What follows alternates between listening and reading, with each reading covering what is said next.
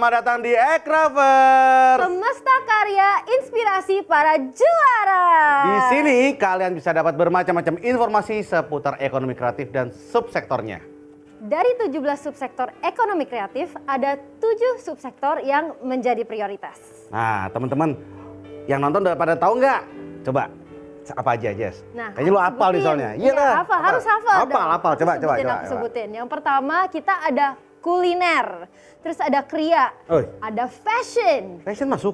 Masuk dong. Oke, terus? Ada game, terus ada aplikasi, musik, terus film animasi dan video jadi satu subsektor. Oh wow, sebanyak itu. Makanya ini namanya Ekrafers. Yes. Dan di Ekrafers ini adalah tempatnya kalian bisa tahu segala macam informasi mengenai ekonomi kreatif ya. Dan kita juga bakalan ngobrol dengan para tokoh dan pelaku Ekraf karena mereka akan sharing pengalaman membangun karya dan brand mereka from zero to hero. Yes. Semua jatuh bangunnya bakal ceritain. Yes. Hingga dia sukses seperti sekarang. Betul. Dan nggak cuma itu doang Kak Denis. Apa tuh? Di sini kita juga punya berbagai macam berita dan update dari dunia Ekraf yang inspiratif.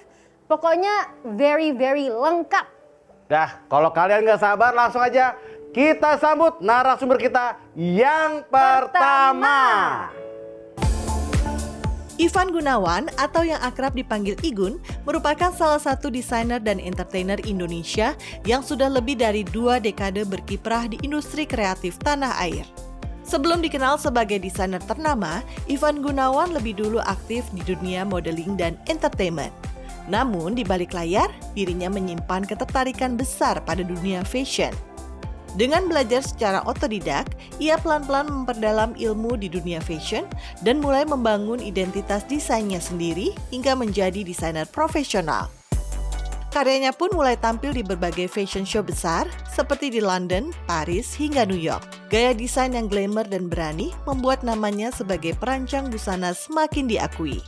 Ivan Gunawan juga sering menggabungkan elemen tradisional Indonesia dalam rancangannya seperti batik dan tenun dengan sentuhan elegan dan modern. Gak cuma sukses sebagai public figure, Ivan Gunawan juga berhasil membangun bisnis lainnya seperti kosmetik, perhiasan, hingga kuliner. Dari sini, Ivan Gunawan menunjukkan bahwa konsistensi, passion, dan keberanian untuk terus berkembang bisa membawa seseorang menjadi sosok berpengaruh di industri kreatif tanah air. Yeay! Kita bersama Kak Ivan Gunawan. Ya, assalamualaikum. The legend, the icon. Apa kabar? Semua orang tahu lo ya. Semua orang tahu lo bahwa lo adalah entertainer handal. Yes. Lo juga di panggung fashion mendunia. Yes. Dan apa tadi? Businessman, very savvy businessman. Wow, alhamdulillah sih saya dibawa ke darat, laut, udara, orang tahu. Itu dia.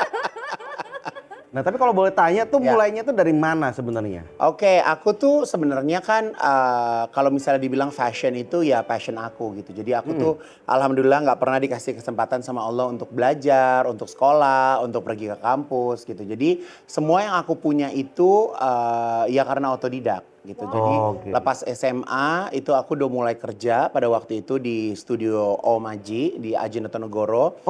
Itu salah satu desainer terbaik di Indonesia pada zamannya. Itu om kamu? Itu om aku. Om Aji itu adiknya mama. Oke. Nah jadi tahun 98 tuh aku kan masih SMA ya. Jadi pulang SMA tuh memang aku udah banyak menghabiskan waktu di butiknya Om Aji. Pada waktu itu tuh aku dibuatin brand namanya Studio 18 gitu. Jadi memang start SMA kalau anak-anak SMA tahun 98 mungkin pulang sekolah masih tawuran ya. Gue udah kerja tuh pada waktu itu. Wow. Alhamdulillah gajinya udah 750.000. Wow. Pada zamannya. Iya. Jadi kalau misalnya bokap gue ngasih uang jajan cuma 50.000 nggak gue ambil. Karena gaji gue lebih gede dari uang jajan gue gitu. Ya, jadi iya sih segitu ya. Jadi ya. kalau aku sih sebenarnya kalau kita suka pada satu bidang yang kita suka banget dan kita anggap bidang tersebut potensial buat diri kita, buat aku sih memang kembangin aja gitu. Apalagi kalau misalnya dilihat sekarang ini kan dengan kemajuan teknologi itu kita bisa dapetin insight di mana aja. Betul. Instagram, mau di YouTube, mau di Pinterest, mau di mana aja. Kalau zaman Kak Igun dulu tuh waktu baru mulai, apalagi si otodidak ini, mencari inspirasi fashion itu harus beli buku nih ya, contoh ya. Buku-buku fashion nih yang segede-gede gini. Old school gitu ya. Harganya aja mungkin 1,5 juta, 2 juta gitu. Impor soalnya ya. Semuanya import gitu. Zaman dulu kan dan nggak ada di modelan Gunung Agung gitu, nggak ada. Jadi kayak apa sih zaman dulu tuh Kinokuniya gitu kan. Jadi aku bersyukur jadi orang yang hidup di tahun 90 dan 2000-an. Jadi aku tuh di rumahku tuh aku punya perpustakaan buku banyak banget. Kalau sekarang kan kamu nyimpannya file kan? Iya. Bukan nyimpan buku kan gitu. Jadi sekarang di rumah tuh aku punya arsip-arsip, aku punya buku tentang desainer dunia sampai akhirnya di tahun 2009 apa 2010 aku baca kan. Aku baca gitu. Oh, kalau manusia itu kalau mau meninggal, dia harus ada legasinya di dunia ini. Salah satunya adalah membuat buku. Langsunglah gue buat buku tahun 2009 itu gitu. Jadi gue ikutin apa kata orang aja gitu ya. Yang penting kalau misalnya sekarang kalau ditanya, Igun ada buku nggak? Aku punya buku gitu. Jadi aku punya Legacy cerita di balik perjalanan aku sebagai seorang desainer. Wow, so cool. Keren banget. you. Such an inspiration. Karena yang penting itu transfer ilmunya itu loh. Yes, ya betul, kan? betul. Apalagi buat teman-teman desainer baru yang mungkin sekarang baru mulai gitu. Betul banget. Bisa dapat ilmunya. Ya sebenarnya kalau keuntungan sekarang ya orang hidup zaman sekarang ini contoh kecil ya. Dulu tuh aku desain baju. Kalau orang mau pakai baju aku, orang itu harus coba baju aku dulu. Dia ngerasain, dia bilang suka, dia bilang enak, dan dia akan cerita kalau gue tadi pakai baju Igun. Gitu kan? Karena zaman dulu nggak ada sosial media kan, dia nggak bisa bergaya, cepret, posting gitu kan nggak ada. Jadi bener-bener word dari by mouth. bener-bener mulut ke mulut pada waktu marketing itu. mulut, ya. Ya, bener-bener marketing mulut tuh powerful banget. Sama Betul. kita tuh harus tahu kita tuh bermain di mana. Iya. Kita berada di kalangan mana gitu. Itu yang akan menjadi target kita.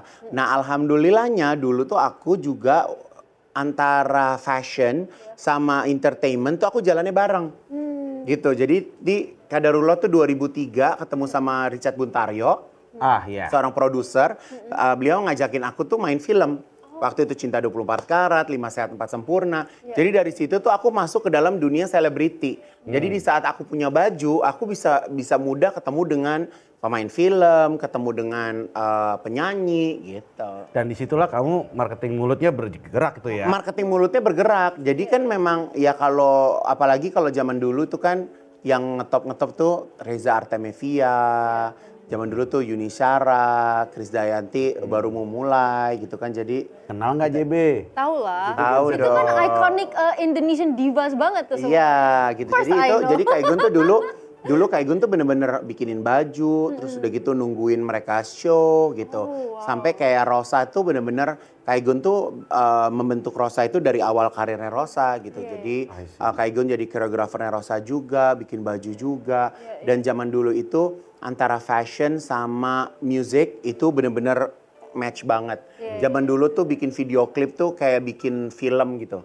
Jadi Ya. seorang Bener-bener niat penyanyi banget itu ya. niat banget Iya, all dan out, produser terkonsep. itu punya budget buat bikin video klip. Jadi kalau kepilih aja jadi kayak jadi desainernya Padi, desainernya siapa itu udah kayak mewah banget karena biasanya tuh klip itu tuh bakal diapresiasi dengan baik, bakal dapat penghargaan juga. Gitu. Tapi itu yang portfolio yang bagus karena pada saat itu Alhamdulillah jadi punya audiovisual. banyak portfolio. Nah, apakah pada saat dari awal itu Kak Igun itu sudah menonjolkan kain tradisional atau wastra? Oke, sebenarnya kain tradisional enggak juga ya. Justru Kak Igun tuh pertama kali bikin baju tuh Kak Igun mainnya di wedding.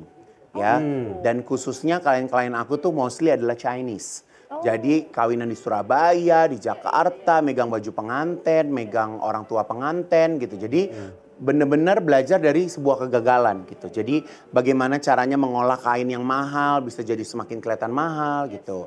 Nah kalau sebenarnya kalau jujurly bikin wastra yang lebih fokus nih beberapa tahun terakhir ini.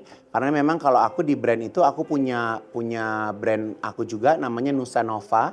Di situ aku tuh pakai kain-kain tradisional untuk menjadi primadona di koleksi tersebut. Gitu. Dan itu keluarnya hanya setiap bulan Agustus. Dan itu dengan Seasonal ya? Seasonal, Iya, ya. iya, iya. Dengar-dengar tuh memang ini ya, inspirasinya dari Ratu Majapahit ya, salah satu koleksimu ya. Oh, koleksi Ratu Majapahit itu aku bawa waktu itu ke Paris. Waktu itu ada fashion show di Paris. Oh, itu kan Jadi bawa? aku pernah dalam 1 bulan ya, aku waktu itu lupa deh aku dapat duit dari mana, aku nggak tahu, aku lupa. Dalam 1 bulan itu, minggu pertama aku di Paris, minggu kedua aku di New York, minggu ketiga aku di London. Wow. Gila nggak lo? Gua nggak pulang sebulan roadshow bawa baju untuk memperkenalkan karya gua di internasional. Luar biasa. Bahkan saking Allah baiknya, ada salah satu department store di Paris namanya Prompton. Itu baju aku tuh ada di situ sekitar 2-3 hari. Jadi buyers mereka tuh bisa ngelihat koleksi aku di sana. Iya, eksklusif gitu. Ya, barusan. eksklusif Iya, dia iya. bisa lihat, bisa coba gitu. Wow. Gitu. Indonesian Pride. Indonesian Pride loh. Langsung ke Fashion Week ya waktu itu ya. Iya. Oke, JB, ada sesuatu nih. Aku pernah dengar bahwa Kak Igun ini juga sempat kolaborasi sama Disney. Oh. So kan? cool. Katanya bikin busana yang terinspirasi sama film Cruella dan kamu cuma butuh waktu beberapa menit saja untuk Iya, bikin. jadi aku tuh pernah kolaborasi sama Disney, aku pernah kolaborasi sama Doraemon. Lah, Lucu banget. lucu banget. Benar. Jadi aku dapat tugas ya. Apa sih namanya kalau yang ngurusin Doraemon ada apa Doremi apa? Fujiko. Udah pokoknya gitu deh. Oh, iya. Pokoknya tuh orang Jepang Iya, deh. orang Jepang. Tuh orang Jepang ngetok rumah gue, "Assalamualaikum," gitu kan. Oh. Pokoknya dia minta aku waktu itu berkolaborasi. Aku lupa tuh waktu itu eventnya apa. Tapi aku harus dikasih tugas untuk mencari bentuk lain tentang tokoh-tokoh yang ada di Doraemon. Oh gitu. Jadi aku bikin. Waktu itu aku juga kolaborasi sama Rinaldi Ayunardi untuk jewelry-nya. Iya. Nah, Cruella juga seperti itu. Nah, ini di baju aku juga. So pretty, Oh, ini but di Cruella juga? glitter. Ini di Cruella juga. Kalau ini inspirasinya karakter mana? Kalau tadi kan Cruella kan. Ini yang satu lagi nih, yang baiknya, yang nggak serem. Siapa ya? Aku Iya, lupa. Aku juga lupa lagi. Pokoknya ini project yang aku buat pas lagi COVID. Oh. Jadi kita bikin pameran, pertama kali ada pameran lagi tuh di Pacific Place. Denger-denger nih katanya JB. Katanya Lu banyak dengerin orang loh ya. Oh iya iyalah. Gua mah kemana-mana kuping banyak Pak di sini Pak. Banyak mata-mata ya. Iya banyak mata-mata. Dianya aja pengen nanya. Tapi, lu aja yang tanya. Udah deh, lu aja yang tanya dah. Aku yang nanya Iya, ya. Iya. Mungkin aku pengen lebih tanya ke fashion side-nya kali. Ya. Because I'm also a fashion enthusiast. Kalau menurut Kak Igun di era ini di industri fashion Indonesia, menurut Kak Igun apa sih yang kayak kurang gitu? What do you think is lacking in the fashion industry di Indonesia? Buat aku nggak ada ya, kata kurang itu nggak ada. Karena menurut aku fashion itu kan balik lagi ke personal style. Di sini kamu punya personal style sendiri, Dennis punya personal style sendiri, aku juga punya sendiri. Jadi sama aja kalau Kak Igun bikin baju di butik Kak Igun ya, kebetulan bayangin aku 25 tahun, first brand aku tuh nggak pernah aku jadiin ready to wear. Selalu aku tuh ketemu orang, aku dengerin kisah dia berjam-jam, kasih DP, bajunya jadi di bulan berikutnya. Tapi 2 tahun terakhir di first brand aku itu, aku jadiin ready to wear. Jadi aku istilahnya I want to make money every single minute. Jadi orang bisa datang kapanpun, anytime, store buka jam 9 sampai jam 9 malam, mereka bisa beli baju aku dengan mudah. Ya, dan kalau kamu datang ke butik aku, kamu bakal ketemu sama beraneka ragam bentuk cuttingan, warna. Jadi Kak Igun tuh nggak percaya sama namanya color trend. Jadi kayak misalnya, sekarang misal contoh ya, color trendnya hijau sage gitu. Nah terus kalau kamu ke butik aku tuh isinya hijau semua kan nggak mungkin dong. Karena dalam otak kita ini kalau yang namanya pembisnis itu orang kalau datang ke butik nggak bisa hanya beli satu baju. Dia harus beli beberapa baju gitu kan, itu target kita gitu. Jadi kayak buat aku nggak ada sih fashion item atau satu look fashion yang nggak banget tuh buat aku sih nggak ada ya. Karena sekampung-kampungnya baju, senorak-noraknya baju ada aja yang demen. Betul. There's Iya always nggak a sih? market for everything. Iya, jadi Yes. pasti ada marketnya gitu. Pasti ada marketnya, dan ini Ya. buat semua teman-teman yang baru mulai mungkin ya, udah jangan minder dulu gitu loh, coba aja berkarya dulu, disketsain dulu aja. Ya. Seperti halnya Sekarang sekarang. nih aku potong ya. Apa Sekarang tuh? nih apalagi ada zaman TikTok ya. Zaman oh, TikTok nah, tuh, ini nih zaman yang dibahas TikTok tuh nih. banyak banget anak-anak zaman sekarang tuh yang memotong jalur kesuksesan. Yes. Contohnya, Shortcut. contoh ya, misalnya aku lupa deh namanya siapa. Misalnya ada namanya Udin gitu ya. Oke. Si Udin gambar. Si Udin nih gambarnya bagus gitu si Udin gitu kan. Terus dia posting, pengen banget deh ketemu sama Ivan Gunawan, dinotis sama Ivan Gunawan supaya langsung naik dia melejit, paham nggak? Zaman dulu gua nggak ada kayak begitu-begituan. Iya. Lo zaman dulu lo tahu itu desainer-desainer zaman dulu nih nunduk aja nggak bisa.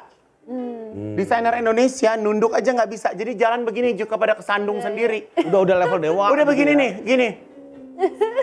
Waduh lo, baju bahannya murah banget, jahitan lo jelek banget.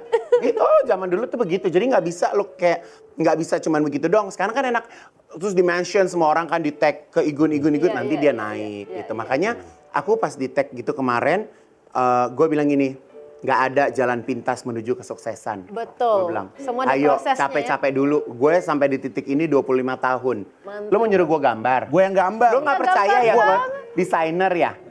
Gue percaya lu desainer, gue cuma pengen pansos aja desain gua tuh. Oke, ya nih. Aduh, Nih. Kak Denis gambar apa itu Kak Denis? Nih. Gambar aku tuh lebih jelek dari kamu, Nis.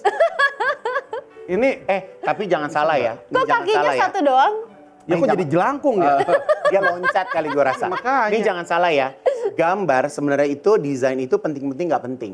Karena gambar itu bisa menjadi penting apabila tukang pola kita, tukang payet kita itu ngerti maksudnya apa. Iya, iya. Lo mau gambar dia begini, dia bisa begitu. Kalau bajunya dijahit jadinya nggak bagus juga nggak bagus. Ini gue mau kasih lihat. Coba gua coba gambar. kayak gimana gimana. Coba, aduh. Kamu lagi seru pengen banget punya sih. baju apa? Nah, tuh. Baju apa ya? Baju buat perform. Buat perform, oke. Perform misalnya di Coachella gitu. Weh, tanggung. Berarti kamu punya budget dong. Ekraf ada budget nggak? Kalau lo sampai nyanyi di Coachella berarti lo ada budget. Oh. Aduh. Anggap saja ada ya. Ya udah berarti kita ke Lalala Fest aja deh. Cepet lu Wih, ya. cepet banget, lincah banget tanya. Aku tuh gambarku cepat dan garis aku nggak pernah diulang. Oh gitu. Iya, Nggak jadi pernah ada aku tuh koreksi paling gitu apa paling gitu. pamali kalau aku mengulang garis aku gitu. Tapi Kak Igun perfectionist nggak masalah gambar? Enggak. Enggak ya? Yang penting, jadi gitu aku ya? aku bisa menjelaskan bahwa gambar aku ini apa, bentuknya apa, materialnya apa. Karena balik lagi aku bilang kalau kita jago gambar, tapi kita nggak tahu materinya tuh mau pakai bahan apa, gitu tuh jadinya juga nggak bakal works. Iya. Oke, ini karena buat ke Coachella aku bikinnya agak lebih agak lebih menjual tubuh ya. Oh ya harus. Takutnya nggak ada yang nonton. Gue ngomong oh ya harus ya. sorry. Maksud saya harus menjadi headline. Tuh, gambar aku begini banget. Oh, Segini aja. So pretty. Segini aja, tapi ya alhamdulillah jadinya sih selalu bagus. ini sih masuk headline. Iya. Ini masuk Di headline. screenshot, Tahu nggak sih kemarin aku baru bikin baju pengantin 350 juta buat anaknya Soimah. Lihat dong itu FYP loh. FYP. Ya, coba lihat itu di TikTok lo semua isinya gue. Coba lo lihat. Aduh, gue tuh emang pejuang ekraf yang famous banget. Nah makanya, wah, mendunia. Yes, queen. Cover. Harus punya self Kita tuh confidence ya. gini, zaman sekarang itu kita harus punya self confidence, Yes, I ya kan? agree. Kalau Iya. karena bayangin setiap single minute akan keluar orang-orang yang baru. Nah, itu betul. dia. Ya kan, tapi hebatnya rezeki nggak ada yang pernah ketukar. Gimana caranya supaya lo bisa lebih menonjol daripada yang baru-baru itu misalkan? And satu lagi, stay relevant gitu. Kak Ivan tuh tipe orang yang mau ikutin tren atau you create your own trend? I create my trend. Oke. Pasti. Karena buat aku kan aku ceritain beberapa brand ya. Aku punya brand. Jadi 9 tahun yang lalu aku tuh research. Oke. Ya, aku datang tuh ada tim baru datang menjumpai aku. Kak Igun, kita datang mau menjadikan Kak Igun menjadi lebih besar. Maksud lo? Ya. Kita mau meresearch kata dia. Kita mau meresearch dan Kak Igun harus tahu siapakah sebenarnya marketnya Kak Igun kata dia. Iya. Mereka research lah. tek-tek mereka research dari sosial media gue dan segala macam. Ternyata market gue terbesar adalah perempuan-perempuan muslimah yang berhijab. Jadi selama dulu itu, gue bikin baju seksi-seksi, pakai kain mahal-mahal puluhan juta, ternyata marketnya tuh selama itu niche banget. Iya. Jadi setelah gue menemukan market itu, akhirnya gue punya brand namanya Manja Hijab Ivan Gunawan. Sampai hari ini 9 tahun ada 25 store di seluruh Indonesia. Luar Dan biasa. itu untuk muslim wear ya. Yes, jadi mungkin ini tipsnya buat pejuang aircraft juga gitu ya. Jadi yang pertama sebelum membuat sesuatu, di research dulu marketnya itu siapa. Iya, betul. Karena kalau kita, ya karena gini, kita hidup di salah tempat aja kita nggak akan diakuin orang kan gitu. Iya. Tapi kalau kita juga membuat karya, kalau karyanya di salah tempat juga nggak ada yang bisa beli. Kita misalnya mau bikin karya kan juga pakai uang. Iya. Spending, Betul. tapi juga nggak ada uang yang masuk kan juga Iya, sayang iya, gitu. Jadi ini kemarin tuh aku bener-bener dapat langkah yang buat aku tuh kena banget. Jadi kita tuh harus research siapa market kita, terus kita mau jual di harga berapa sih? Iya, betul. Gitu. Nah kayak sekarang orang banyak yang sukses berjualan di TikTok. Betul. Ya kan itu range harganya mungkin dari Rp0 sampai 100.000. Iya. Nah Kak Igun nggak bisa Iya, masuk ke TikTok karena Kak Igun tuh buatnya pakai hati. Iya. Aku harus ngedesain, aku harus ini segala macam. Aku nggak bisa yang kayak yang nggak bisa aku merelakan karyaku tuh dijual sangat murah, aku nggak bisa gitu. Jadi kita nggak perlu paksain untuk masuk ke dalam market itu. Jadi kita bisa bilang bahwa it's not our market gitu. Betul. Kalau misalkan kita mau mencoba ke sebuah market, pasti kan kita nyoba-nyoba. Harus di research, kan? harus ya memang kan kalau apalagi kalau di fashion itu kan ribet ya. Kita harus cari DNA dulu. Betul. Kita DNA-nya Igun tuh kayak apa sih gitu. Iya. Apa sih yang orang suka. Jadi aku tuh kalau setiap ngeluarin, karena kalau di baju muslim ya, kita tuh yang paling gong itu buat baju buat hari raya. Nah itu tuh Kak Igun udah dapat insight tuh. Baju yang laku warna-warnanya ini, cuttingannya warna-warnanya ini, warnanya ini. Jadi kadang kita base harus ngikutin keinginan dari customer. Tapi kalau aku biasanya aku kasih warna-warna kejut. Jadi warna-warna yang di luar dari kebiasaan orang beli gitu. Walaupun presentasinya tuh nggak banyak. Iya. Gitu. Tapi tetap ada buat pemanis gitu ya. Betul. Ngikutin Pantone color gitu nggak, Kak Igun? Kalau itu kan bukan urusan kita yang bikin baju ya. Biasanya mereka yang nyari, mereka yang akan seperti itu gitu. Oke, satu lagi boleh nggak aku nanya? Boleh, tapi Penasaran cepat aja banget. karena ini sebenarnya kita ada satu Udah. lagi. Oh, iya. Banyak iklan yang mau lewat ya? Banyak iklan yang mau lewat nih, luar biasa sekali. Gitu. Ya udah. Apa nanya lagi cepat? Coba. Kegagalan termahal seorang Kak Ivan Gunawan itu apa? Your Oke. most expensive Ah, mistake. Oke. Kalau itu boleh, kalau itu boleh. Iya. Expensive mistake itu pernah terjadi di tahun mungkin 2008 ya. Oke. 2008 tuh Kak Igun tuh program TV-nya banyak banget. Oke. Banyak banget. Pokoknya waktu itu banyak banget. Pernah satu kejadian aku bikinin baju orang tua pengantin. Kamu bayangin nggak? Itu pengantinnya udah masuk ke pelaminan. Bajunya masih aku payet di butik. Wah, serem banget sih itu. Lu bayangin nggak sehoror itu? Pressure-nya kayak Dengan popularitas gue pada waktu itu gong banget. Gue speechless loh ini. Baju itu nggak kelar. Lo kebayangin nggak gue gimana rasanya? Karena apa? Itu karena kita nggak punya timeline yang bagus, kita nggak ngecek lagi yang benar gitu. Tapi setelah dari kegagalan itu, akhirnya kita realize kan bahwa semuanya itu harus pakai timeline ngerjainnya. Gitu. Pinter manage time gitu berarti. Betul. Kalau betul. manage financial penting nggak sebagai desainer? Oh penting banget. Dan apalagi aku tuh dalam berbisnis nggak punya partner, nggak berhutang, ya kan. Jadi aku bisnisnya sangat santai. Aku akan buat satu usaha, satu project apabila aku ada. Kalau nggak ada, ya aku bertahan dengan project yang aku punya. Mantap. Ih, seru banget. Gitu. Ya udah, kita akan ngobrol lagi ya abis Kita ini bakal ya. ngobrol lagi Nggak ya. selesai kan ini kan? Enggak. Masih banyak nanya-nanya Di sini lagi dong, aja. Say. Iya. Iya. Belum puas. Belum puas, Masih belum puas. kepo. Kita akan ngobrol lagi bersama Kak Igun setelah informasi berikut ini.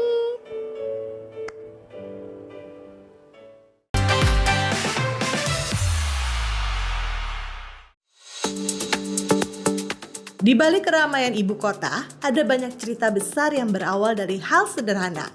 Michael Octavian atau yang dikenal sebagai Mike Octavian menjadi sorotan publik setelah perjalanan hidupnya berubah drastis dari manusia silver di persimpangan jalan menjadi model profesional.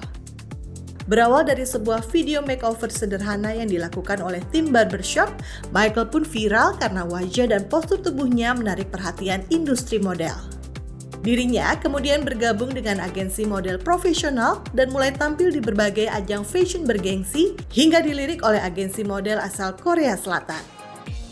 Selain Michael, nama talenta muda Indonesia kembali menarik perhatian dunia fashion internasional lewat sosok model asal Bali, Sawitri Khan. Sejak tahun 2022, Sawitri sudah tampil di berbagai pekan mode internasional seperti Lisbon Fashion Week dan Portugal Fashion Week. Dirinya juga sempat tampil dalam publikasi majalah Vogue yang merupakan salah satu media fashion paling berpengaruh di dunia dan menjadi sampul majalah Maxima pada 2023. Kisah Michael dan Sawitri ini membuktikan bahwa awal yang sederhana tak menjadi hambatan bagi talenta muda Indonesia untuk menunjukkan wajahnya di panggung dunia.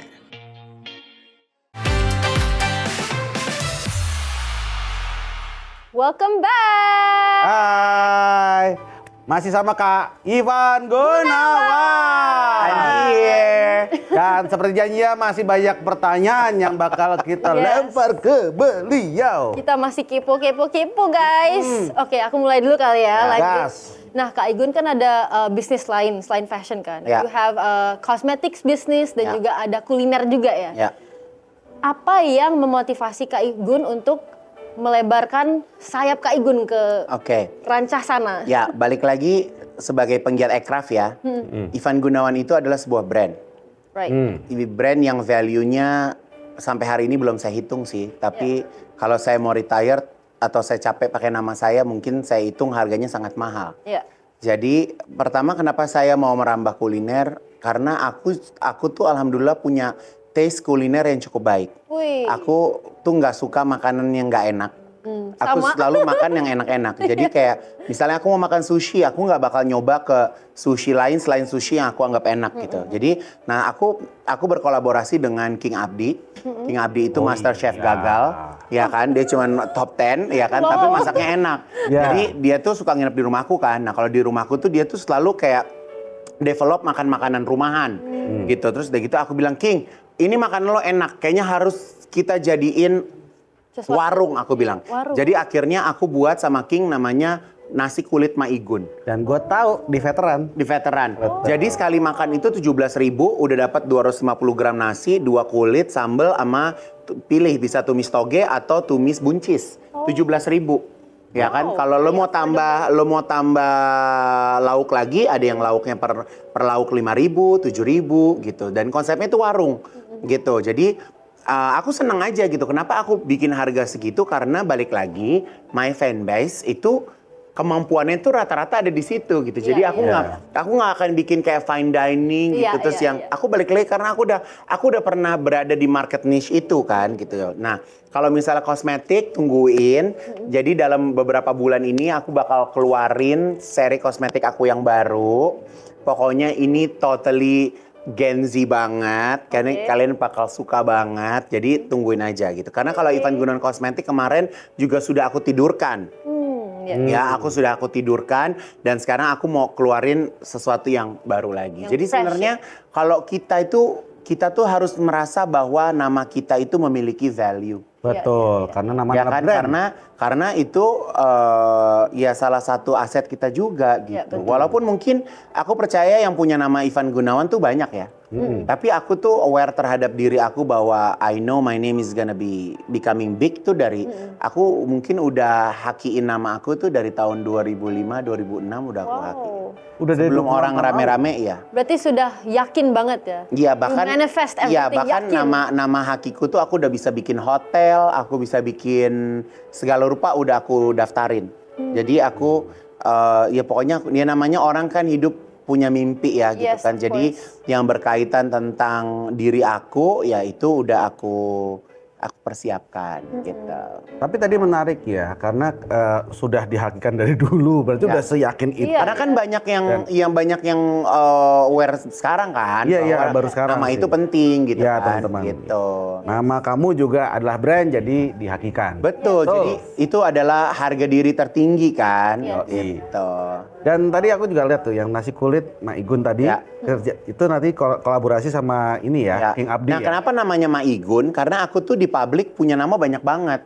Ada yang manggil aku Kak Igun, ada sekarang manggil Kak Haji, ada yang manggil Ma Igun, ada yang manggil Madam, karena kan aku melewati fase-fase cerita hidup ya. Dan aku tuh alhamdulillah sampai hari ini aku nggak pernah yang namanya stop stripping TV.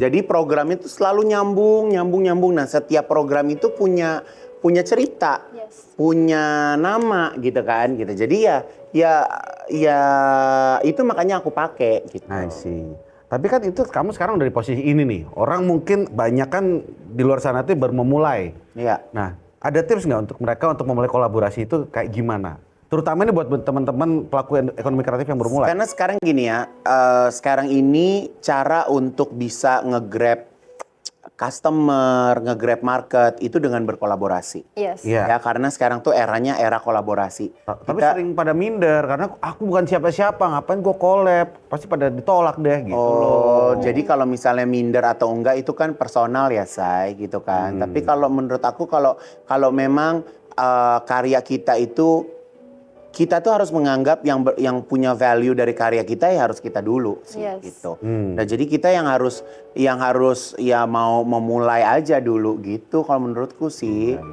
Jadi kalau kita nggak akan pernah mulai, kita nggak akan pernah tahu bentuk kolaborasi itu bisa berjalan atau enggak. Betul. Kayak Kak Igun tuh sekarang ya, Kak Igun kan sekarang punya platform fashion.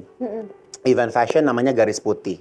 Nah, di situ tuh Kak Igun nih sekarang ini nih Kak Igun selalu scouting brand-brand baru yang Kak Igun rasa dia punya brand tersebut punya potensi becoming brand yang besar. Iya. Oh, jadi ngasih panggung ke brand-brand. Ngasih panggung. baru Jadi di ya? Garis Putih itu aku punya platform namanya Garis Putih. Garis Putih itu aku berkolaborasi sama satu brand besar juga di Indonesia. Jadi kita tuh ada beauty, ada health, sama ada fashion. Gitu. Jadi di fashionnya aku yang garap. Kalau Iya. beauty sama health-nya digarap sama partner aku itu. Gitu. Jadi di panggung itu kita kan mikir gini ya. Kalau kita bikin fashion show, bikin panggung, pakai lighting, pakai music, satu kali bikin aja udah 1 miliar sendiri. Iya. Abis selesai event 20 menit, abis itu panggungnya dirobohin. Ya, Iya. itu dia. Ya kan? Ya. Langsung dong. Bener gak? Otak gue langsung jalan. Iya. Ya gue spare aja, gue bagi lagi. Ayo, lu show di panggung gue, show di panggung gue, show di panggung gue. Mereka tinggal spending beberapa ratus juta, mereka udah dapet show. Iya. Nggak perlu mikirin bikin panggung, nggak perlu bikin lighting, nggak perlu bikin apa, udah tinggal bikin. Jadi Udah jadi, ya. Ya, jadi kita tuh sekarang tugasnya insya Allah memberikan jembatan buat orang-orang gitu. Yes. Nah, alhamdulillah orang-orang yang aku pilih, orang-orang yang pernah aku jadikan satu panggung sama aku, sekarang tuh becoming naik gitu. Salesnya naik, mereka karyanya jadi semakin pede gitu. Jadi pengen lihat JB. Iya nih. Lihatnya di mana ya? Sekarang Ada di tayangan YouTube. Jadi dengerin ya, sebagai penggiat kreatif ya, kita itu ya sebagai pelaku, kita jangan cuma bikin karya, tapi karya itu harus diabadikan. Jadi contohnya kita setiap bikin event tuh kita punya aset. Asetnya taruh di mana? Taruh di YouTube. Jadi Betul. orang bisa ngeliat lagi, ngeliat lagi. Iya. Ada archive-nya gitu ya. Gitu, ada archive-nya. Oke, sekarang gitu. kita lihat dulu tayangan berikut.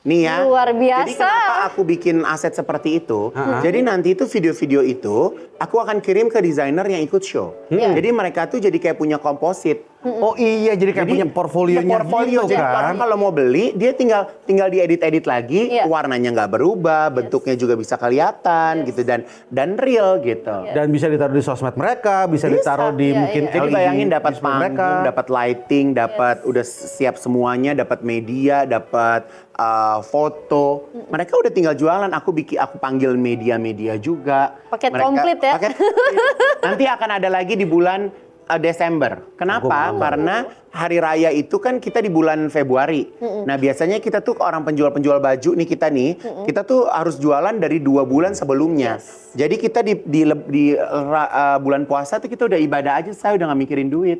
Uang udah gitu. masuk dengan sendirinya. Kan udah produksi sebelumnya kan. Itu udah produksi sebelumnya nih tukang kain. Kelihatan banget. Nah ini sekalian juga kita ngomongin tentang duit dan duit. Ya. Kita mau kasih tahu bahwa Ekraf punya program namanya ASIK. ASIK. Yaitu program akselerasi ekspor kreasi Indonesia. Ini aku juga baru tahu nih. Karena program ini adalah inisiatif strategi Kementerian Ekraf bersama Kementerian UMKM dan Kementerian Perdagangan untuk mendorong produk fashion, kria, dan kuliner yang dari lokal menembus pasar global. Luar biasa. Tuh, nah Kak Ivan. Ya. Nih udah ada program asik ini nih. Ya. Mau diantar ke global nih produk-produk lokal kita nih. Menurut lo persiapan apa yang paling krusial untuk brand-brand lokal? Oke, yang pertama saya juga sudah beberapa kali sebelum program ini ada ya, saya sudah beberapa kali untuk berusaha untuk istilahnya go international. Tapi ternyata menuju go international itu tidak mudah. Ya. Yang pertama kita harus punya kesiapan barang, kita harus punya knowledge how to export our product, ya kan? Yang sebenarnya kalau ditanya yang paling krusial itu apa? Yang paling krusial itu adalah permodalan. Karena nggak semua desainer, nggak semua UMKM, apalagi UMKM ya. Iya, betul. Desainer aja kadang modalnya nggak cukup untuk dia pergi berjualan atau berdagang di luar negeri. Betul. Karena berjualan di luar negeri itu pertama lo harus punya PR ya. Lo harus punya PR marketing yang benar-benar bisa jualin produk lo untuk bisa sampai ke market. Yep. Lo nggak bisa dari sini kita door to door, beda banget sama di sini. Yes. Gitu, kalau di Indonesia tuh masih tradisional banget gayanya. Tapi kalau di sana tuh memang harus lo ada agency, lo harus ada market agency, ada apa segala macam yang bisa bawa ke sana. Terus udah gitu nggak bisa lu sekali terbang lu dapat market, nggak bisa. Harus berkali-kali. Makanya kalau orang tuh yang show ke luar negeri, misalnya ikut Paris Fashion Week, dia akan ikut beberapa season. Sampai akhirnya di season keberapa dia baru dapat market gitu. Jadi makanya kalau misalnya kamu lihat brand-brand internasional pun mereka nggak berdiri sendiri. Pasti ada sosok bilioner di belakangnya untuk bisa ada investornya untuk bisa nge-grab market itu. Jadi kalau menurut aku nih di balik program ini kalian juga harus cari investor yang siap untuk menginvest desainer-desainer Indonesia atau produk-produk Indonesia untuk bisa go international. Berarti secara nggak langsung it's like the music business juga dong ya? Of course. Iya. Karena kita kan nggak bisa, karena maksudnya tinggal pertama gini, kita mau misalnya Ivan Gunawan mau ada di Paris gitu, kan aku juga harus ada di Paris dong. Iya betul. Benar nggak? Betul. Gitu. Nah kalau kita nih, kalau menurut aku belajarlah dari teman-teman negara Thailand. Pemerintah Thailand itu fokus banget menghandle ekonomi kreatifnya mereka. Iya betul. Local brand itu benar-benar diangkat, ya kan? Jadi bentuknya jadi seperti apa gitu. Jadi buat aku kita bukan hanya sekedar mensupport UMKM. Karena kalau sesuatu yang berbau tradisional nyampe ke tingkat internasional belum tentu dipakai juga, Beb. Karena aku pernah bawa batik. Mereka bilang, oh batik is just a print. It's just a motif gitu. Tapi mereka sometimes mereka nggak appreciate bagaimana caranya kita membuat motif batik itu. Tapi tugas kita kan adalah gimana caranya motif itu bisa laku.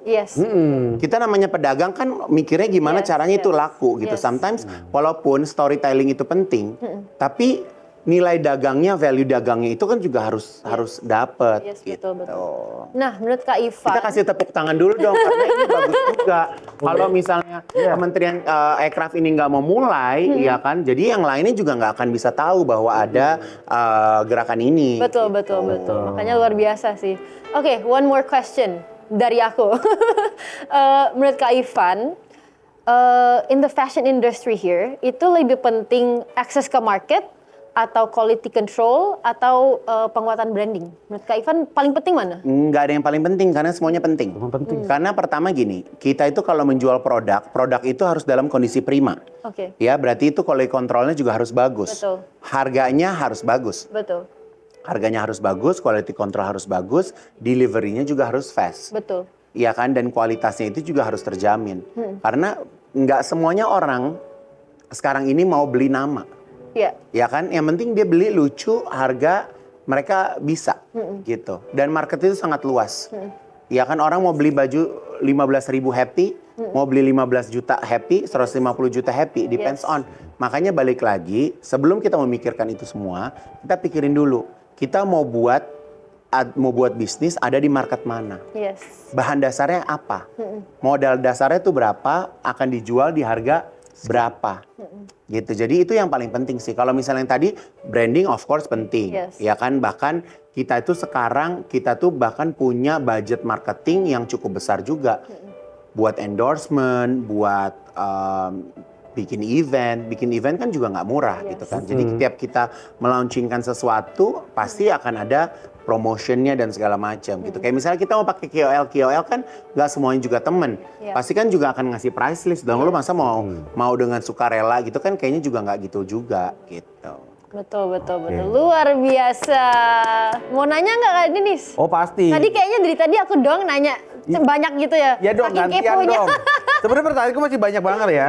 Tapi jangan kemana-mana Kak Igun. Dan semua teman-teman di sini jangan kemana-mana karena kita masih akan ngobrol lagi dengan Kak Igun setelah informasi berikut ini. Tetaplah di Ekrafers.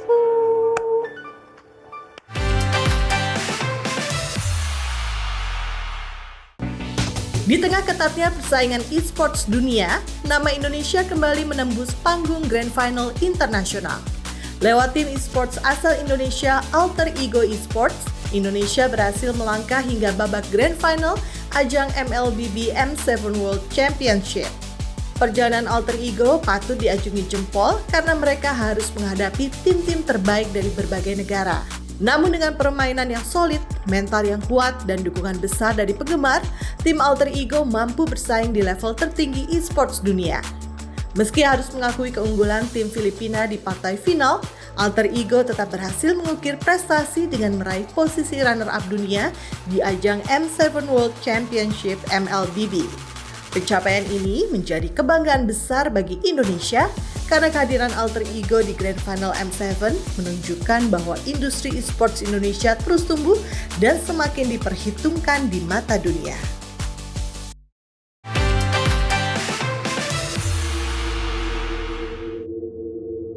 Gue ada feeling nih, gue yakin bahwa studio lo ini angker. Masa sih kemarin baik-baik aja kok. Kok begini ya?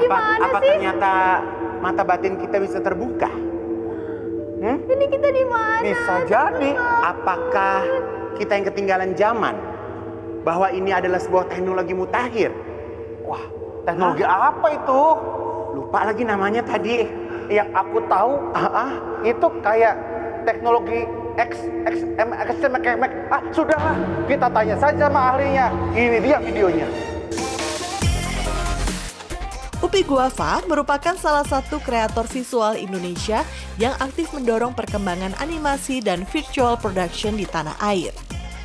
Berbeda dari sutradara film pada umumnya, Upi Guava lebih fokus membangun dunia visual futuristik dengan menggabungkan CGI, motion graphic, hingga teknologi virtual production yang biasa dipakai industri film besar dunia.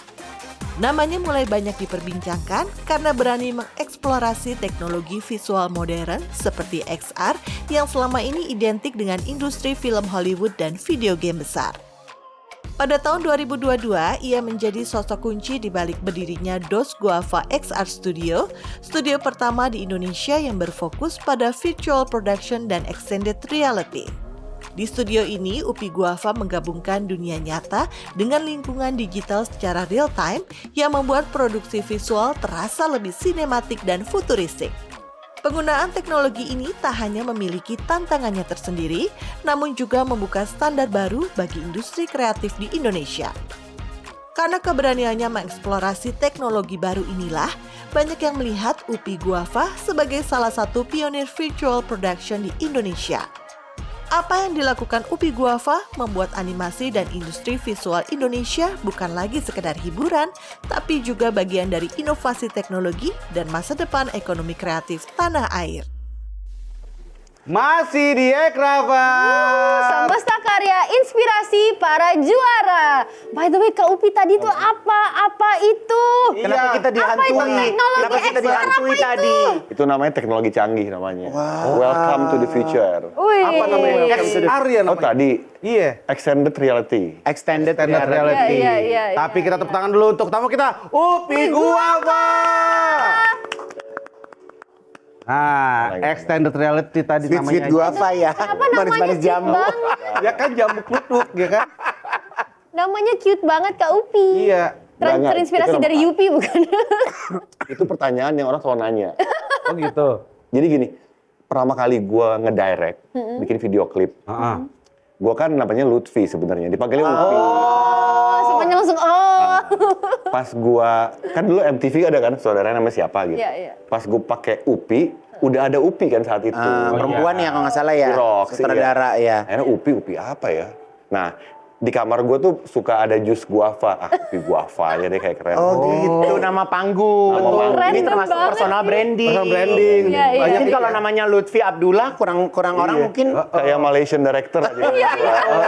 Tapi kan banyak ini ya tadi apa? Jus jambu itu Jus ya. jambu. Demam berdarah, Pak. Sehat. Oh, sehat. Ya. Lucu banget sih. Nah, saya pengen tanya nih, kenapa lu pakai teknologi XR gitu? Apa keunggulannya apa dari animasi biasa yang mungkin pakai green screen gitu? Jadi gue tuh orang yang dari dulu tuh kalau kerja pengennya tuh nggak diatur-atur. Maksudnya gini, Wah. kadang-kadang hanya gara-gara buat satu shot subuh nih, sunrise, harus bangun jam 3 naik gunung, terus hanya buat syuting 5 second gitu. Ya, Atau misalnya, apa ya, gue tuh merasa di saat kita berimajinasi, eksekusinya itu terlalu banyak hal-hal. Belum lagi masalah budget yang idenya maunya A gitu ya. Udah punya ide, pas ketemu budget disuruh dikurangin. Belum lagi kendala di lapangan lah, kendala lokasi nggak dapet, mau rumah mafia berdinding emas, dapetnya kos-kosan doang gitu. Artinya misalnya kita mau syuting di Prambanan subuh-subuh. nah misalnya Daripada kita subuh-subuh ke Prambanan di studio aja udah bisa gitu kan. Gitu Nah, kan. teknologi itu Berarti itu sebenarnya lo ke buat Prambanan mengganggu. dulu, lo yang nge-shoot gambarnya itu dulu. Jadi gini, soal teknologi itu kan kita ada hardware, ada software. Ya. Hardware itu tuh LED background sama teknologinya yang membuat jadi kayak realistik. Iya. Nah, ada software yaitu kontennya. Kontennya itu kalau secara konsep tuh 3D. Intinya 3D, tapi cara bikinnya beragam. Ada yang bikin 3D dari nol kayak desainer gitu. Ada juga yang namanya photoscan. Photoscan itu lokasi asli, diambil dengan kamera, nanti dia kayak di-convert jadi photoscan. Kayak mungkin sekarang kalau... Oh, dirangkai foto-fotonya itu ya, jadi 3D gitu. Sebenarnya itu nama aja. Jadi merubah foto realistik menjadi format 3D sebenarnya. Tapi kan ada itu istilah-istilah kalau aja lah. misalnya tadi yang rata-rata kamu garap itu kan dalam bentuk rekaman video ya, syutingan lah, gitu kan? Oh, bukan. Kalau kita dibikin off air bisa nggak? Kayak misalnya aku misalnya contoh nih, Ya. mau bikin show, Iya. belakangnya pakai video itu, terus orang bisa ngerasain efeknya itu bisa nggak? Yain aja ini mau ada job nih. Yain aja. Iya tapi agak mahal sih. Jangan ngomongin harga kalau sama gue mah. Asik. Bisa. Secara konsep bisa selama experience-nya kita lihat di layar. Karena persepsi itu akan muncul dari kacamata kamera. Jadi kalau mau kayak gitu, ini ada real stage, ada LED, ada 2 layar besar. Nah, efek keunikannya akan penonton lihat dari layar. Oh, Baru bukan tuh pakai mata langsung kalau ya. kalau mata ya biasa aja. Karena kan ini kan kalkulasi Iya, ada tambahan efek. Ini kalau nggak salah tuh kayak zaman dulu, kayak misalnya orang bikin nge-scan undangan, terus di-scan dari handphone, terus ada begitu-gitunya. Nah ini pengembangannya yang lebih kompleks gitu ya? itu namanya AR, augmented reality. Ada lagi VR. Oke. XR itu tuh adalah masternya nih. Jadi extended reality itu ada turunannya, ada AR, ada VR, ada MR. Nah, teknologi ini yang kita pakai, kita bawa ke Indonesia, kita terapkan untuk untuk filmmaking. Tapi teknologi yang sama bisa dikembangkan jadi games, aplikasi, tadi live event. Sebenarnya core-nya sama, cuman karena mungkin background gue filmmaking, kita kembangkannya emang buat sesuatu yang emang gue pahami aja, emang filmmaking gitu. Iya. Gila ya, kita tuh memang Banget harus sih. melek teknologi. Iya. nggak sih? Betul, harus melek teknologi, harus keep up supaya ya itu tadi Ya. tampilan dari film kita tuh. Ntar gue gak ada kerjaannya. Jangan. gue aja yang melek. Tapi emang yang kayak gini, Sama lu. emang coba gue tanya ya, yang kayak gini yang jago cuma lo doang di Indonesia yang punya. Gak tahu. Lu nanyanya gitu deh jadi tensi. Enggak, maksud gue ini kan profesi gue ini kan kayak banyak banget ya desainer kan. Oh, iya, Kalau iya, iya. misalnya yang punya augmented teknologi itu apakah XR, cuman iya. XR itu cuman perusahaan kamu doang atau apa? Ada company lain. Yang gue tahu ya, Ya.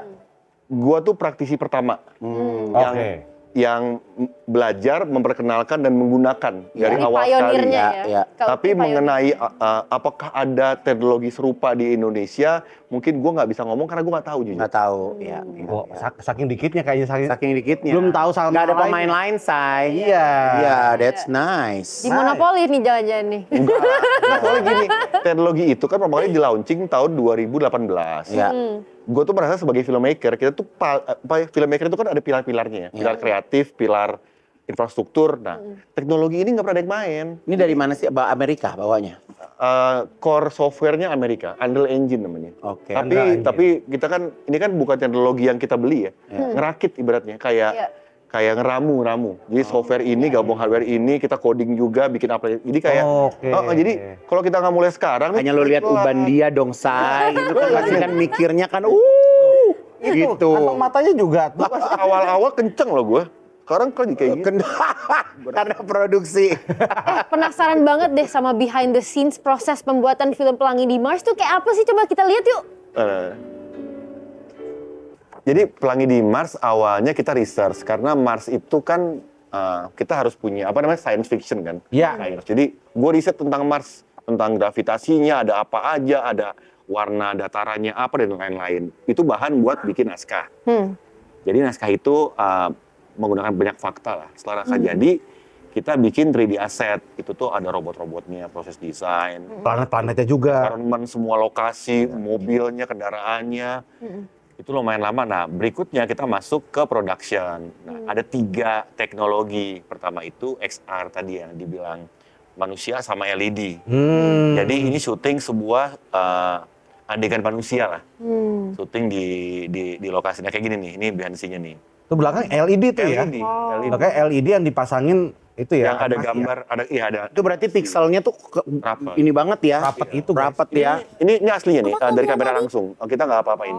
Jadi yang kita lihat tuh seperti ini nih. Raw itu ya. Jadi kalau LED murah kan pecah ya, Beb, kayak ada titik-titiknya kan. Iya. Ini mahal beda. Iya, parah. Ini langsung dari kamera langsung nih, aslinya kayak gini nih yang kita lihat. Wow. Jadi aktor juga bisa ngelihat, oh bakal kayak gini hasilnya ini dari kamera.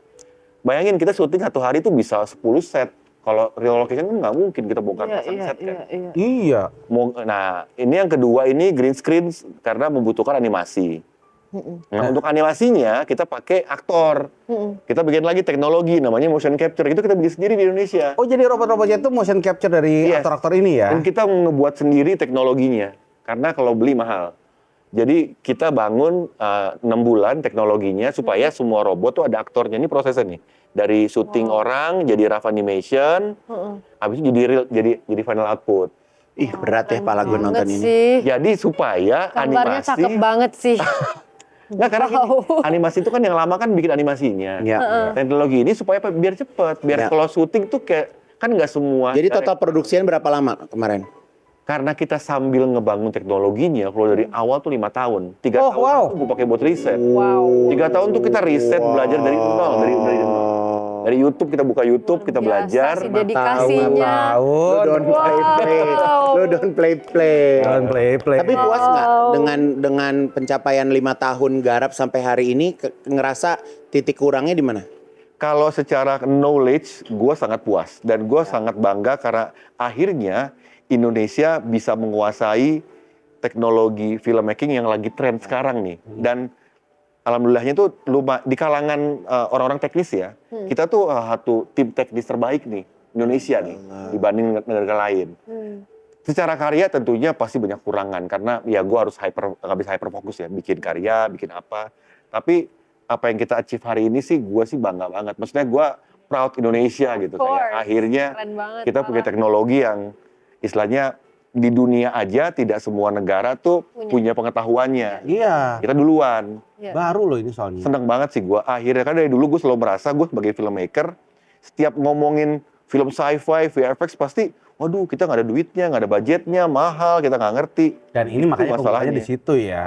Jadi kalau misalkan kita pengen bikin science fiction dan segala macam, mungkin bisa lebih ke achieve di sini gitu. Sangat bisa, bahkan dengan studio gue, ini bayangin ya, semua filmmaker yang punya ide ajaib, sebelum bikin filmnya pakai aja sehari, bikin sampel dulu. Iya. Jadi buat nyari investor juga, lu ngasih proof Iya, konsep, iya. Oh, iya. bukan hanya deck doang. Iya, ada Selama ini kan kita ngasih deck, orang nggak percaya dong, pasti Iya. bisa nggak bikin. Halu nih ya. Iya halu. Nah, Uang nih Dennis gitu kan. dengan teknologi yang ada, kita kan nggak perlu bangun set. Artinya tuh modalnya kan hampir nggak ada. Paling wardrobe, aktor. Tapi ini yang harus diapresiasi bukan hanya pengerjaan gambarnya aja, tapi wardrobe-nya itu juga bisa lo masuk ke dalam situ ya. Wardrobe-nya gitu. itu bagus. Itu Sekonsep. siapa yang wardrobe-nya kemarin? Namanya Nadira, dia stylist. Nadira. Dan menarik, kita tuh banyak bicara konsep. Ini kayak shawl yang dipakai sama Lutesa tuh, Ya. kita tuh eco print gitu. Kita tuh pakai konsep. Betul. Karena kita tuh filmnya kan juga ada hubungan dengan rawat bumi dan lain-lain Ya, gitu-gitu. Ya. Dan pembuatan baju astronot itu lumayan lama. Kita 6 bulan tuh kita back and forth. Maksudnya kurang apa? Kita kan harus harus membayangkan teknologinya. Apakah tabung oksigen di masa depan itu masih kayak sekarang nih, kayak peselam? Enggak deh, kan jelek tuh kalau gede banget kan. Kita bikin kecil. Berarti kan harus membayangkan teknologinya gimana ya? Ya kita Google, riset. Oh di masa depan tuh ada teknologi yang bisa merubah partikel di Mars yang lebih banyak tuh kalau nggak salah tuh nitrogen atau apa menjadi oksigen gitu loh. Yang kayak Bayangin gitu-gitu. dalam Gila, produksinya. nguliknya gila sih Dia udah nggak totalitas. ngebayangin udah nggak ngurusin masalah hidup dia. Karena masalah film ini lebih besar dari masalah hidupnya. Tidak mempermasalahkan netizen bukan? Kalau apa? Tidak Kalau mempermasalahkan netizen. netizen komennya gimana terhadap produksi ini? Netizen komennya gimana? Ini Sanggup nggak mereka sanggup nggak melihat keindahan itu atau mereka masih memandang sebelah mata? Nanya jangan sama gue deh mending. Kan kamu yang ngerasain. Lo harus Coba deh kamu gambar dulu deh. Kamu gambar ya. Lain nih di gue tadi ya. Ya, gini. Gue orang yang sangat menghargai proses. Ya. Ya. Dan gue melihat langsung ada 300 anak-anak muda yang ikut gue dari awal nih. Dari 1 orang, 10 orang, satu lagi jadi 20 sampai di ujung film 300 orang. Yang mereka tuh dengan semangat entering movie industry. Kita datang bawa ilmu, bawa perubahan, bawa semangat. Dan kadang-kadang kan hal-hal gitu kan nggak tercermin. Orang nggak tahu. Jadi apapun itu saat karya itu ke publik, itu kan jadi milik publik. Iya. Maksud gua orang boleh like or dislike itu gua rasa gitu. Bebas ya. Betul. Tapi gue ngelihat betul misalnya contoh nih anak-anak kecil sampai hari ini masih banyak yang nge-DM-in gue. Nyanyi lagunya, dia gambar dan lain-lain. Buat gue tuh itu tuh harga yang nggak bisa Iya, betul. diituin. Priceless Plus ya. para kreator kita yang saat lebaran kemarin kan pada pulang kampung. Mereka enggak. Enggak, pulang kampung. Yang nggak pulang kampung tim promo. Kalau kreatornya tuh pulang kampung, kan udah kelar filmnya. Di kampungnya masing jadi hero gitu mereka. Ada anak Makassar langsung disambut sama komunitas, dibuatin workshop. Iya karena mereka datang tuh kan bawa teknologi baru. Bawa yang selama ini mungkin mereka tuh lihat di YouTube, ih Amerika bisa bikin gini ya, ngerti gak sih maksudnya? Sesuatu yang bener-bener Ternyata itu. kita bisa gitu ya. Iya, Iya, itu gue rasain banget. Tapi udah setelah bikin sekeren ini pastinya nagih dong. Oh iya, kalau gue sih ya. Pasti nagih. Gue mau lah. tinggal di Mars habis ini gue. Oh iya, Kalau ada. hati-hati ya say. Nah, selain teknis, apalagi sih hambatan yang mungkin pernah Kak Upi lewatin dalam proses pembuatan film ini? Dari awal, ini mungkin analoginya gini, kita tuh kayak ada bahas hutan. Jadi yuk kita bikin film anak-anak kan awalnya gitu, idenya nih antara gue sama produser gue gitu ya. Oke, kenapa? Karena gue ngerasa anak-anak tuh kurang film yang membangkitkan imajinasi. Iya. Gue tuh tumbuh dengan film-film sci-fi yang bikin pengen jadi dewasa, pengen jadi astronot gitu. Anak sekarang tuh mau jadi apa? Mereka bahkan clueless mau jadi apa gitu. Pengen jadi YouTuber nggak sih mereka? YouTuber is good dreams, tapi Yes. kalau nanya kenapa, tanya deh kenapanya. Dia akan Iya. ngomong karena gue mau tidak kerja uang banyak. Iya, iya. Buat gue itu menyedihkan, jujur ya. Sedih. Karena Yang penting deh kicau mania viral aja ya. Kicau mania viral FYP.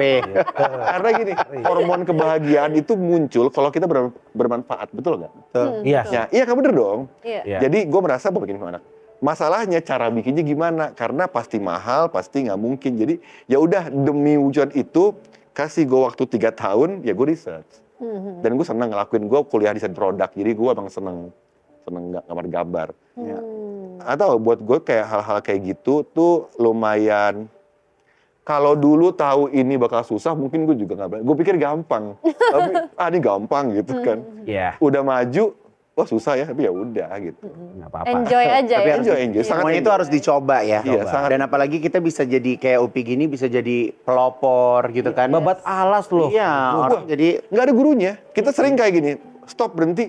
Ini kita kemana ya? Nggak tahu. Bahkan di dunia pun nggak ada gurunya. Gue ikut WhatsApp community seluruh dunia, apa sih kayak orang yang bekerja di industri yang sama. Ini kan masih baru kan. Mereka semua sama-sama saling berbagi info.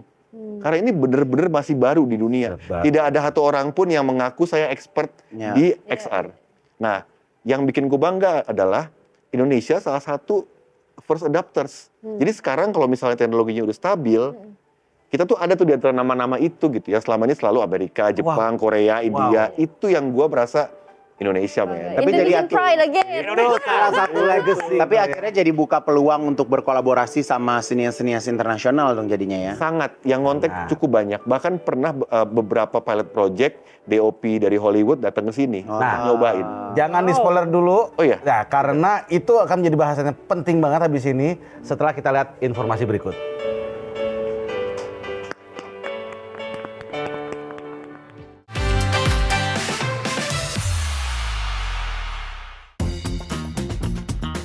Di tahun 2026 ini, karya anak bangsa kembali mencatatkan prestasi di kancah perfilman internasional. Salah satunya adalah film Para Prasuk karya Wregas Banu Teja. Film yang memiliki judul internasional Levitating ini terpilih dari 16.000 submisi film dunia dan berhasil melakukan world premiere di Sundance Film Festival 2026. Nggak cuma itu, film ini juga meraih penghargaan Best Choreography di Film Festival Fantaspoa 2026 Brazil. Bukan hanya Para Prasuk, sejumlah film Indonesia juga menarik perhatian di festival film internasional lainnya. Seperti Ghost in the Cell karya Joko Anwar dan Monster Pabrik Rambut garapan Edwin yang memukau penonton Berlin International Film Festival 2026. Lalu tercatat pula 7 film Indonesia yang masuk di International Film Festival Rotterdam 2026, salah satunya film Rangga dan Cinta besutan Riri Riza. Deretan pencapaian ini menunjukkan perfilman Indonesia semakin diakui di mata dunia.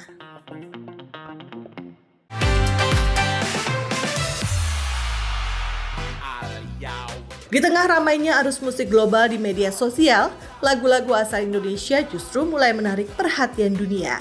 Salah satunya datang dari lagu Kicau Mania yang belakangan ramai diperbincangkan karena viral hingga luar negeri. Siapa coba yang nggak tahu lagu ini? Lagu yang dibawakan oleh Ndar Boy Gang ini sempat diputar dalam Festival Indonesia yang digelar di Nagoya, Jepang. Dan menariknya, banyak pengunjung ikut menyanyikan lagu tersebut di tengah acara. Nggak cuma itu, lagu ini juga mulai banyak digunakan oleh konten kreator luar negeri, termasuk di Korea Selatan. Pencapaian lainnya juga didapatkan oleh lagu asal Indonesia bagian timur, yakni Tabola Bale, yang kembali mencuri perhatian karena berhasil masuk nominasi Best Song Asia di Music Awards Japan 2026. Menyusul jejak Juicy Lucy, Bernadia dan Lyodra di kategori yang sama tahun sebelumnya, Silet Open Up menjadi wakil Indonesia bersaing dengan sejumlah musisi ternama dari berbagai negara Asia. Melalui lagu Tabola Bale, Silet Open Up kembali membuktikan bahwa karya insan musik Indonesia tak sekedar populer dan viral, namun juga diakui di ajang penghargaan internasional. Yo, balik yo, lagi yo. ke Ekrafers. Dan teman-teman, kita sudah bersama ada Kak Ivan Ivan Gunawan dan juga Kak Upi Upi Guava Guava. dari Dos Guava dan juga dari ini nih makhluk kecil satu ini nih. Film Pelangi di Mars. Jadi ternyata tuh bukan hanya bikin film, tapi akhirnya bikin merchandise dan diminati banyak anak ya. Ada produknya Keren juga banget. ya. Iya, dan ini dijual ya. Dijual, Nggak cuma dijual. film aja ya Dijual. jualannya. Dan lagi aktif juga, licensing segala macam. Jadi yang kita bangun tuh sebenarnya IP lebih tepatnya. Iya, iya, iya. IP yang kita bangun. Sebenarnya IP ya. Jadi kalau misalnya teman-teman tahu IP itu bener-bener turunan itu bisa banyak. Awalnya mungkin dari film, tapi habis itu bisa dijual bajunya, makanannya, dan sekarang mainannya seperti Kita nggak kepengen collab ya? Nah, tuh. Apa gitu kek? Tuh. Iya nggak sih? Yuk. Jangan meeting. Tapi kayaknya kita juga harusnya gitu juga ya. Kan asik tuh kalau misalkan jadi pengisi suara gitu. Ya asik banget Ya, sih. deal, Pengen coba. banget sih. Langsung dilanjut. Ya, deal. Aku pengen coba. Langsung ke casting aja, casting. Oh, sih. Casting, Yaudah. aduh. Casting dulu aja sekarang Oke, gimana? oke. Ya udah. Oke, teman-teman, kita sekarang casting dulu ya. Iya. Casting, live casting. Live casting. Hanya di Ekraf. Jadi dabar gitu. Iya. Ada ber. Nah, ini Den. Lo jadi Petia. Oke. Nanti, nah ini tentang dia lihat Medusa nih. Oke. Nih, Medusa. Dia lihat Medusa. Nanti ikutin aja kalau ada teksnya. Oke. Medusa adalah makhluk mitologi Yunani yang berwujud wanita cantik, tapi kepalanya penuh ular. Ya, Jika melihat matanya, kita bakal berubah jadi batu. Kita kan besi, emang bisa berubah jadi batu? Ayo cari jalan keluar. Hah? Lari! Wow! Tidak ada jalan keluar, Pelangi. Udah, intinya jangan lihat matanya. Udah, jangan panik. Tapi aku panik. Tuh kan, dia mendekat. Jangan panik, bosku. Dubruk. Blak. Cus. Kok kecil? Itu suara siapa tadi? Apa tuh monyet? Pelangi mau kemana? Bukan monyet ya? Seru banget, iklan banget loh gambarnya robot Kak kecil Upi. itu. Berarti semua di film itu tuh semuanya dubbing? Iya, dari Robot-robot ya? body actor. Jadi ada yang suaranya dari si body actornya asli, Ya. ada yang setelah jadi animasi diganti suara orang lain. Aku nyesel banget nih belum nonton filmnya. Iya, makanya. Jadi kayak feeling guilty gitu. Tapi jadi kayak Ya loh, harus kita nonton. Agustus ini ada di. Agustus ini ya. Di Indonesia. Bakal ada di streaming ya. Oke, pasti kita nonton habis ini. Nah, Nobar, sekarang nobar. kan banyak banget industri film dan animasi yang menggunakan teknologi terbaru seperti Unreal Engine, XR, dan sebagainya. Menurut Kak Upi, apakah hal itu is it very urgent dibutuhkan bagi para filmmaker Indonesia dalam kaitannya mengejar kualitas yang bisa diterima global atau gimana? Makanya kalau kita bicara ekosistem film, industri, kan ada filmmaker, ada mungkin rental alat, ada infrastruktur, kan tidak hanya filmmaker doang. Tapi pilar yang bikin industri film itu panjang, yang selama ini ya secara historical, teknologi kan, yang akan selalu membuat jadi sustain industrinya. Nah, di Indonesia tuh pilar yang paling nggak diminatin selama ini, karena mungkin paling nggak ada duitnya atau paling susah. Nah, kita masuk untuk ngisi itu supaya apa? Supaya filmmaker itu lebih banyak orang-orang yang varian film banyak. Selama ini misalnya film Indonesia tuh hanya 3-4 varian gitu karena mungkin keterbatasan alat ya. Dengan ada teknologi ini harapan gua adalah kedepannya jadi kita bisa membuat genre apapun Oh iya. dengan cost yang masuk akal. Yes, Itu yes. mungkin kuncinya. karena terkadang kalau hayalannya terlalu tinggi jadi overcost ya. Betul. Iya. Dan teknologi ini tuh nggak apa yang paling dari kacamata produser. Film jadi fixed cost karena lokasi apapun harganya sama. Iya. Nggak ada terpengaruh alam, nggak ada, ya kan, hujan, ya kan. Kita kalau di Indonesia kan ada suara azan aja berhenti kan, Beb? Iya, betul. Betul. Hebat loh. Iya, ada geledek aja, ada pesawat lewat. Motor lewat. Motor lewat, dia berhenti. Tapi situ udah bener-bener ya, Aman. clean, aman. Selama ini kan night scene selalu dihitung 2 hari karena setelah night scene besoknya break. Iya. Ini kan siang jadi malam bisa, siang jadi malam. Betul. Pindah lokasi di hari yang sama juga bisa gitu-gitu. Makanya belajar tuh yang namanya teknologi Unreal Engine tuh ya. Gua aja yang belajar nggak apa-apa. Iya, lo aja belajar pas umur berapa lo waktu itu?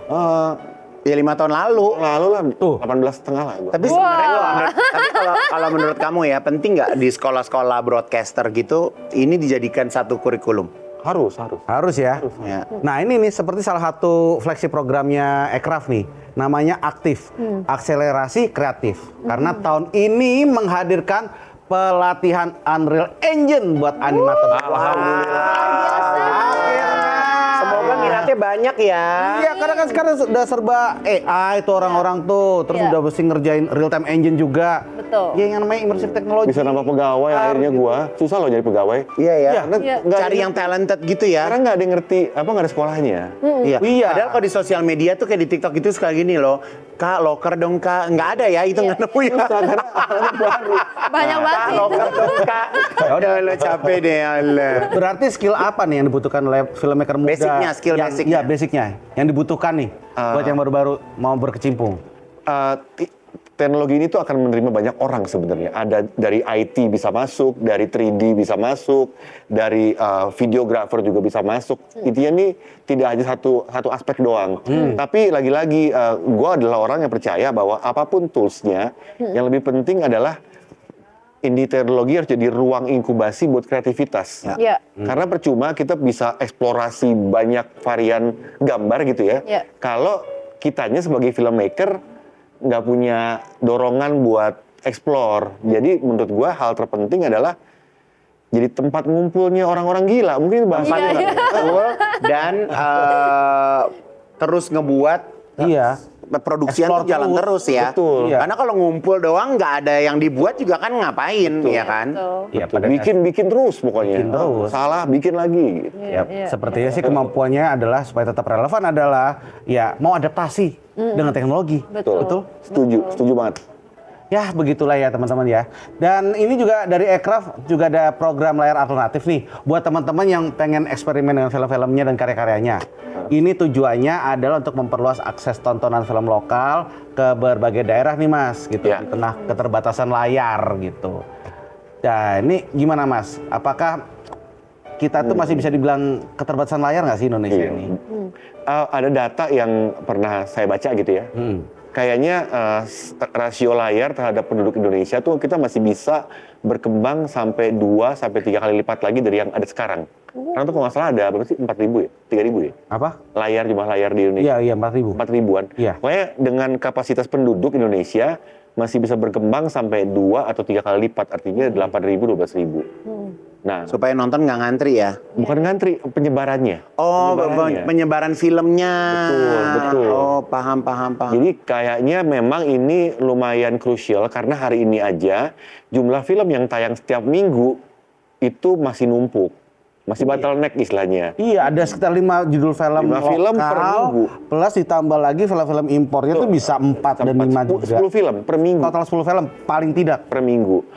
Jadi untuk bagian dari sehatnya industri kan juga istilahnya amannya investment. Iya. Tapi kalau kalian ini kan kayak Dennis kan juga di film ya, kamu juga di film gitu ya. Kalau aku kan di fashion nih. Kalau aku tuh kalau bikin baju atau bikin karya itu at least jarang banget bisa dibilang barang itu nggak moving. Betul. Sebenarnya gambling dalam membuat film untuk bisa moving sama flop itu kan sama-sama anjir kayak iya kan kayak lu mau misalnya gini lu name it kayak gini film gue ini the best animasi tetek bengek lalalala gitu tapi ternyata lu taruh di meja orang udah kenyang nggak sempat makan. Betul. Nah, Betul. lu ini gue tanya ya sebagai presenter baru ya. Lu sebagai sinias tuh menyesati mungkin bahasa sekarang flop ya. Apa sih kalau Iya, film film tuh? selain nggak flop-flop banget Iya, gitu gitu. kan. Itu apa yang jadi pemikiran kalian? Oke, kalau gue ya, ini Ya. gue dulu ya. Ya, Iya, dulu ya. silakan. Mungkin gue mirip kayak Mas Upi. Ya. Jadi ketika gue bikin film, ada 2 nih approach-nya. Mau bikin film dengan IP dan produk turunannya, Ya. kan? Atau film dengan IP yang ada eventnya.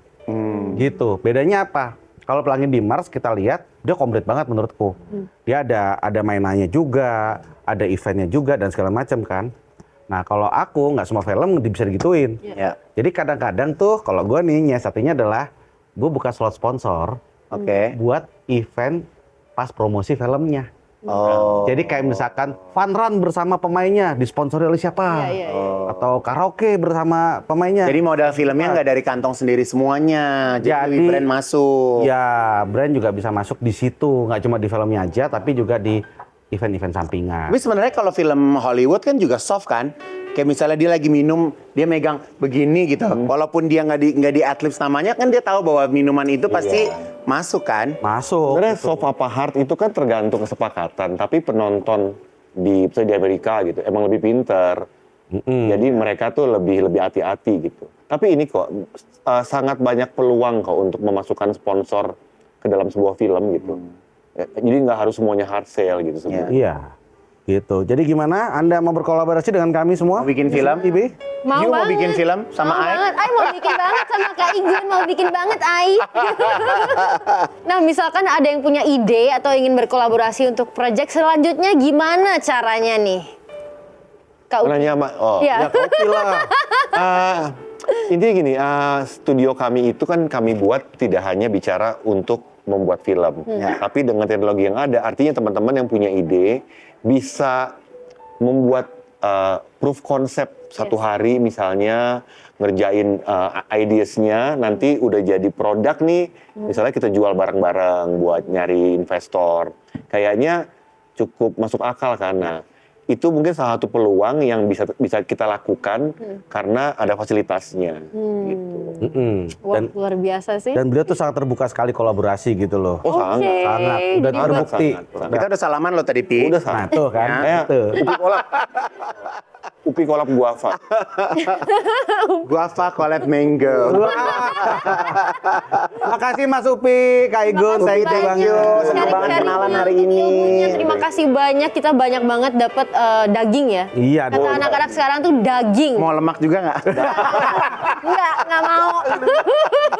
Dan semoga teman-teman yang nonton, semoga bisa makin semangat untuk belajar, terus berinovasi dan berkreasi di ekonomi kreatif. Betul, sampai ketemu lagi di Ekravers. Semesta Karya, inspirasi para juara. Yeay. See ya.